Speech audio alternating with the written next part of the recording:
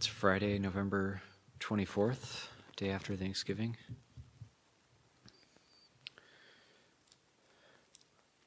And usually by this time, so fifth full day of the retreat, the mind might be settling a bit. So it's like having that jar of sediment that we've set down for a while, and it's now some of the sediment is able to start settling, and lack of distractions, so things aren't getting stirred up as much.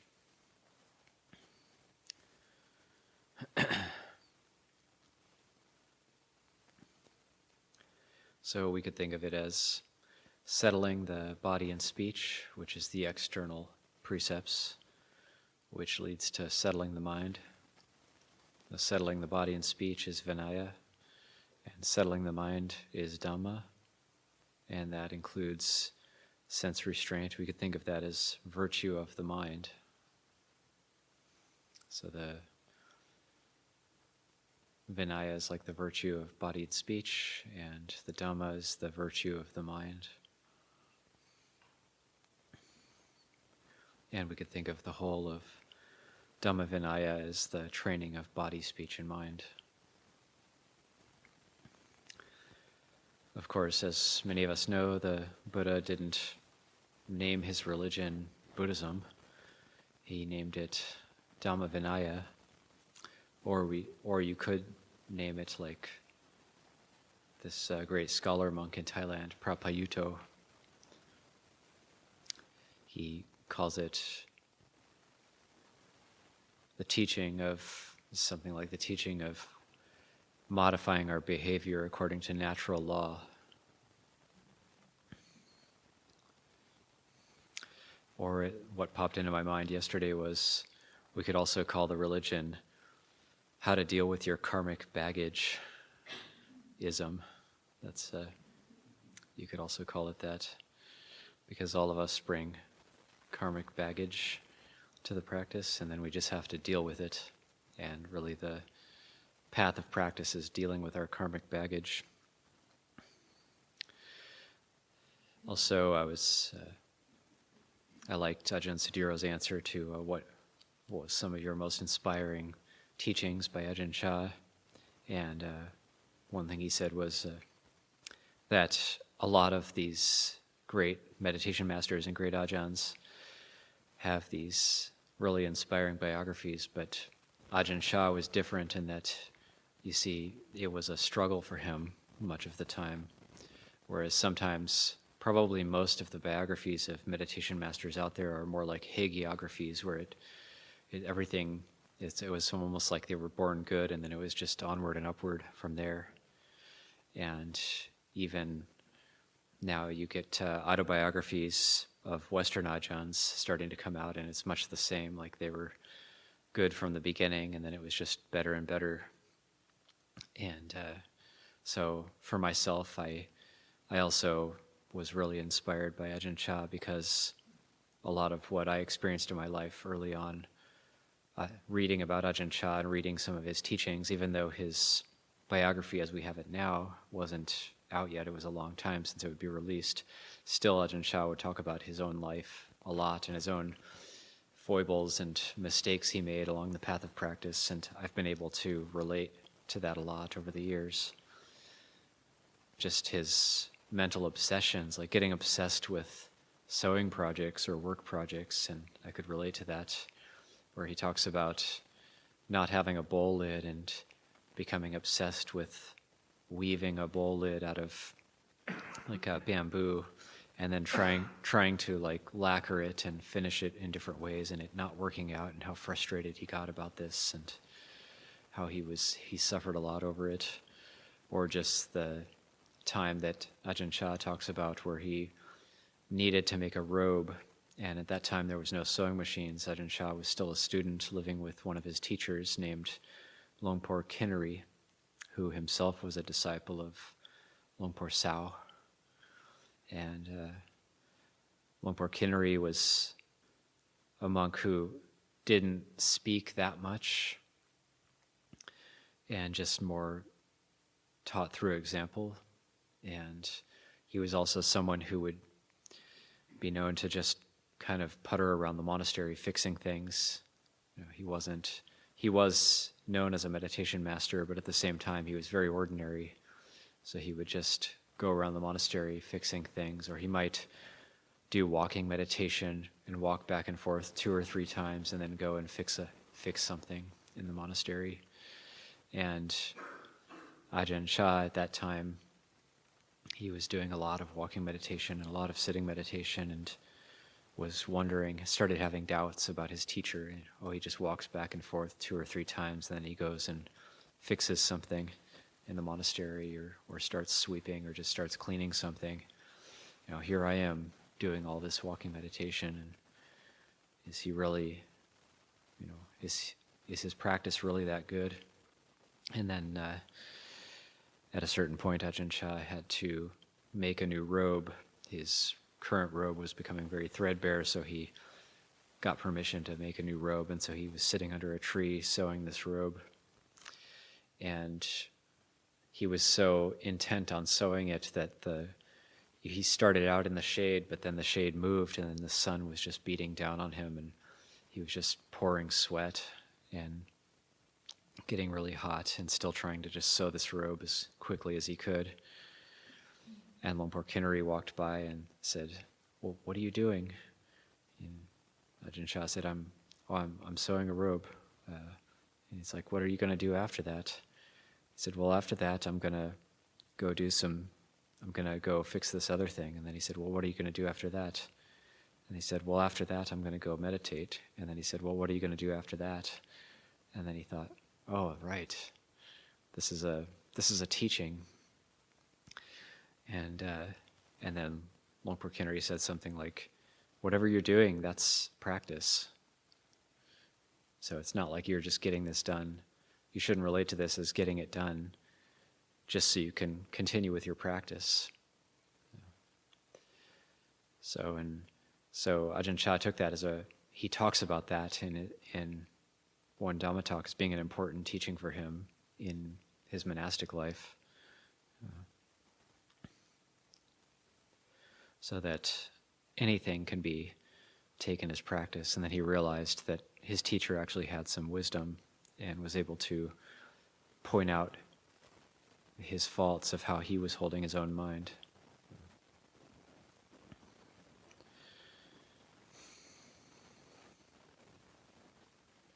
Or just the fact that Ajahn Chah, when he was a young man, when he was younger, and before he ordained, that he just experienced a lot of the same things that many of us experience when we're young. So it's the same desires, the same fears, the same type of dukkha.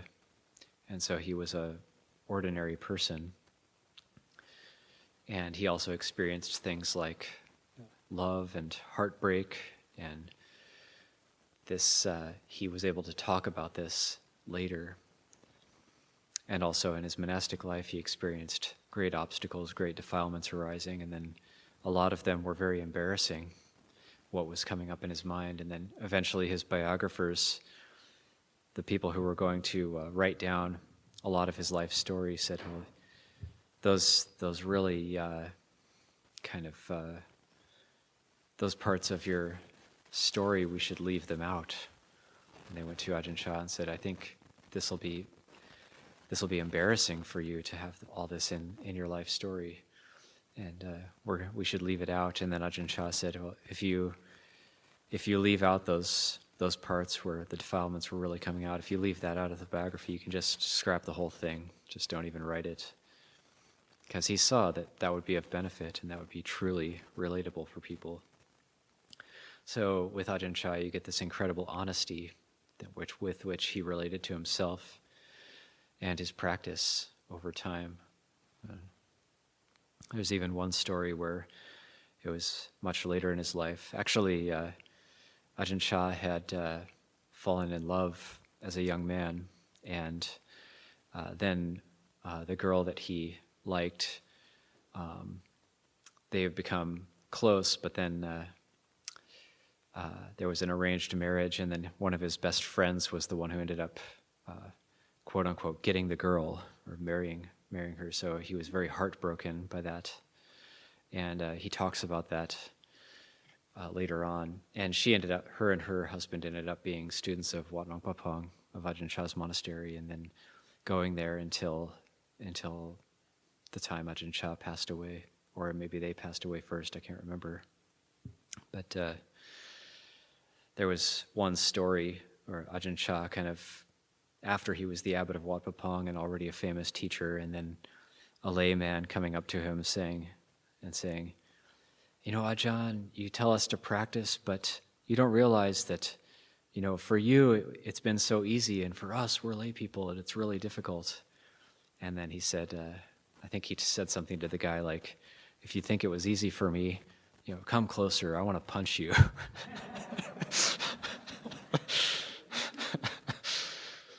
Really like that story. He's like, don't ever say it was easy for me. It was just as difficult as if anybody else tried to practice.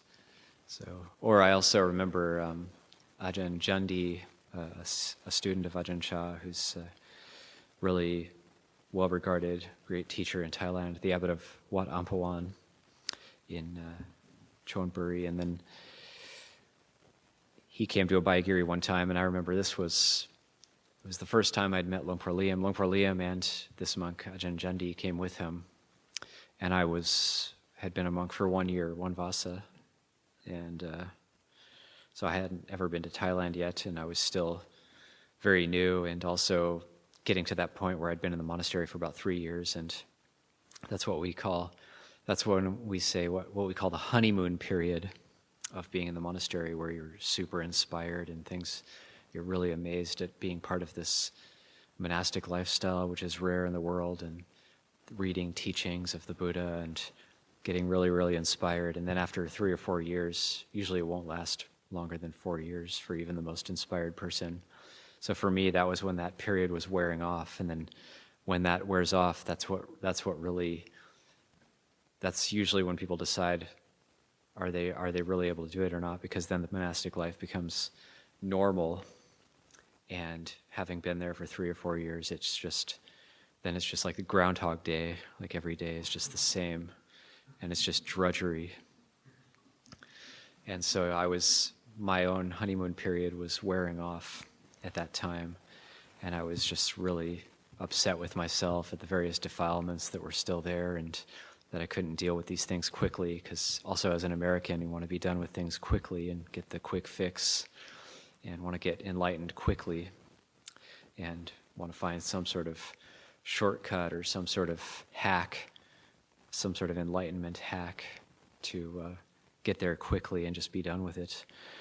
And remember Ajahn Jandi giving a Dhamma talk at Abhayagiri, and something he said really struck me was that he said, you know, those of us monks who've been monks for 30 years, 40 years, we were just like all of you who are now 1, 2 years, 3 years as monks. We were all just the same. We were just like you, and we had the same obstacles, and we had to deal with the same types of things. And if you stick with it, you know, don't worry. As long as you're keeping the precepts and as long as you're doing your practice, things do get better, and those obstacles can be overcome, and you just have to stick with it. So I found that very helpful, and at that time I probably wanted to disrobe many times at around that period, but I'm really glad that I stuck with it, and then I eventually had the opportunity to go to Thailand, which allowed me to see Ajahn Chah's monastery, Wat Nong Papong, firsthand, and get a chance to really meet some of the other Ajahns there, and that's also helped me to realize how we're a part of a huge family, and where we come from, and how amazing of a place, how great of a blessing it is that we have a place like Thailand, and that we have people like these great Ajahns and meditation masters who have passed on the teachings and practiced the teachings and been examples for us. So this is one part of, we have Buddha Nusati, but we also have Sangha Nusati, which is recollection of the Sangha, of the students of the Buddha. And one way a lot of these Thai Ajahns tend to relate to the Buddha and to relate to their own students. One, of course, I'm too young to have been able to meet Ajahn Chah, but I did get to meet another monk named Longpor Ban, who's probably the most powerful person I've ever met in my life. And remember going and paying respects to him with 8 or 9 other, I think it was 8 other monks from Wat Pah Nanachat. And we got to ask him some questions. And one of the monks said, "How do you teach your students?" And Longpor Ban said, "I don't have any students." He said, "I'm a student." He said, he was like 90 years old at this time. And now he's since passed away. Or maybe he was 89. He was 88, 89, something like that at that time, 2017. But, and he's since passed away in 2020. But he said, we're all students of the Buddha, so we're all Sangha. Yeah. He said, I'm a student of the Buddha, and anybody else here is a student of the Buddha, so that's how we relate to it. So I thought that was a very beautiful way. He is one of the most highly regarded, highly revered teachers in Thailand, next to the other greats like Ajahn Mahabua. But he said, well, I don't have any students. I'm just a student of the Buddha, just like everybody else. So that humility, taking that, seeing that in a monk so revered and so elderly and such a greatly practiced monk to say something like that, that's the ultimate example. That's the kind of humility we have to develop. We have to have it to that level, never getting to the point where we hold ourselves that we're better than anybody else. But just seeing that we're all in this together. We're all students of the Buddha.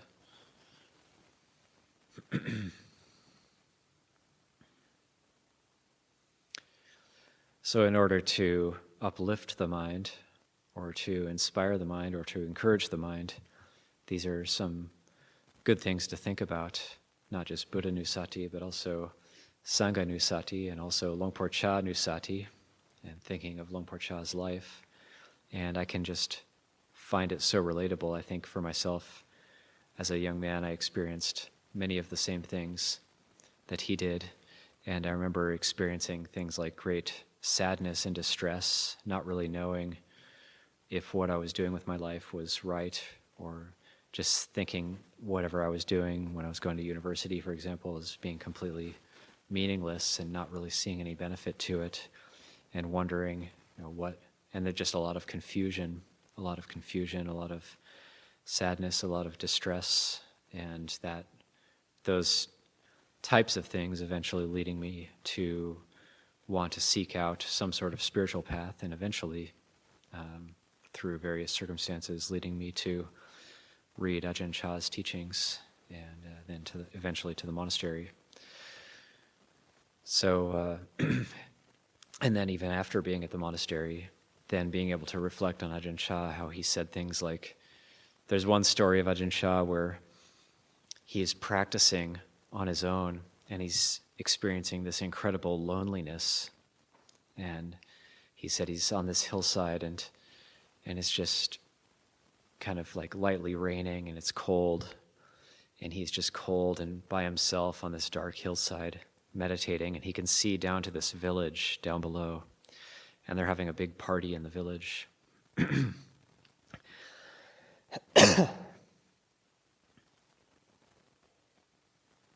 They're having a big party in the village, and there's music playing and people dancing and people having a lot of fun, and he can see them. He's looking down from this hillside, and he just starts thinking, nobody can see me here. I'm all alone, this monk on this hillside, and he just started sobbing. He just was so lonely and so suffering so much, and he thought, nobody knows, that there's this just lonely, dejected monk just sitting by himself in the rain on this hillside, just abandoned. And just things like that I just find so inspiring, because just thinking, oh, that's so human. That's so human to experience that. And but he did it, that's the whole point, is he actually did what others won't do. He actually did that type of practice. And I find that very encouraging, because these are things that as a monk we can experience. We can actually experience those things. And then through that he started reflecting on why were those feelings arising, and why was that type of suffering arising. What was it in the heart? What was that longing that wasn't being fulfilled, and that was actually the cause of suffering? So practicing in that way that he did, he was actually able to start to see those things. And it's only through those types of experiences that he eventually was able to overcome all suffering. So we may not be able to do things like that at this time, and that's okay. But just to reflect, in order to inspire and encourage the mind that there are people in this world who do things like that and do actually practice like that. One of the things to be careful of in the course of meditation is this idea that I just want to get away from it all. We have to be careful of that. And it can have kind of a veneer of being a noble intention, just wanting to get away, just wanting to, we suffer, so we want to get away from it. So that is a good intention. But we have to be careful of this quality of vibhava tanha, of just wanting to be done with things. Because the end of suffering isn't found in any form of craving. So just wanting to be done with things, just wanting to get away from things. The Buddha talked about that as another form of craving. There are these three forms of craving. There's kama tanha, bhava tanha, and vibhava tanha. And those are all causes of suffering. So kama tanha is the obvious one, which is the sense desire, sensual longing for sensual gratification of every kind. That's the obvious one. But then there's bhava tanha, which is the desire to achieve things, the desire for things like status, or to achieve some sort of notoriety or greatness. That's one type of bhava tanha, or just the desire to create things.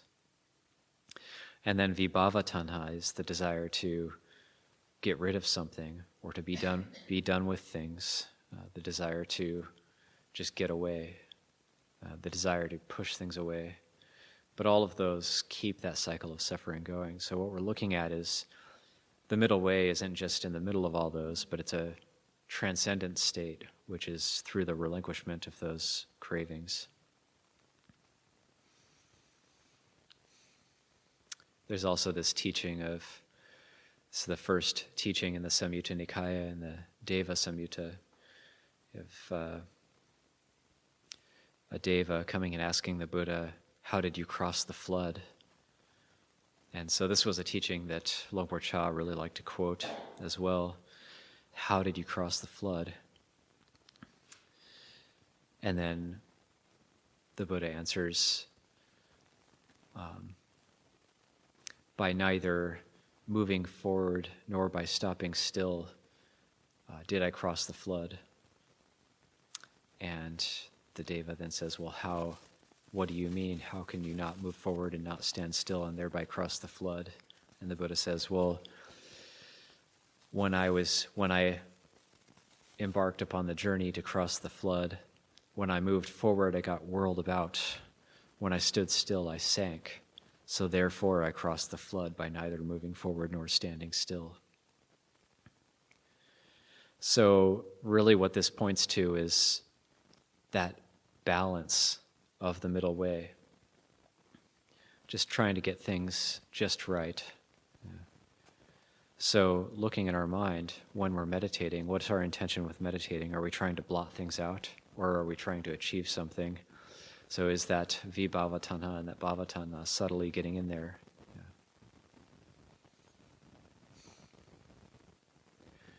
And then just to look at that.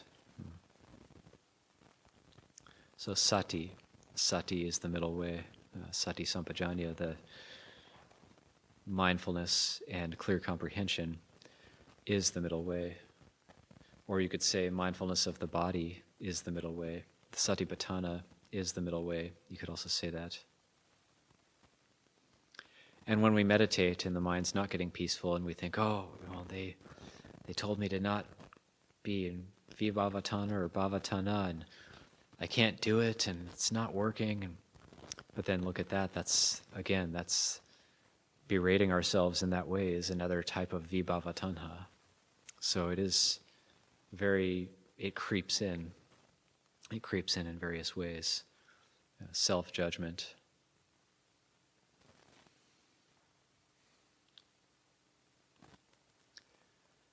So it's more like looking at things carefully, practicing carefully, allowing things to settle carefully.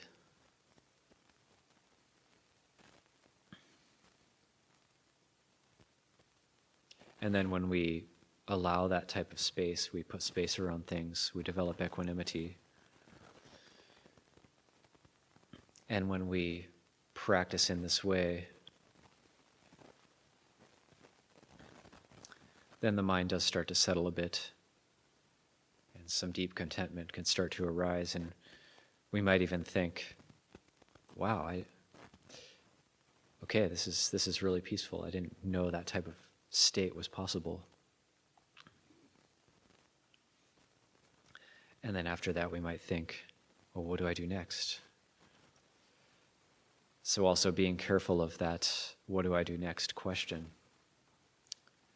So really the way to hold the mind when we're meditating is to, when things start to settle and some joy arises, and it may even be the type of joy that makes us forget about any type of pain in the body. We're not letting go of the body, but pain in the body becomes far more bearable and far less of an impingement on the mind when the mind experiences happiness. And then to dwell in a very balanced way within that happiness and just watch it unfold. There will be a tendency to start to cling to it, start to hold on to it.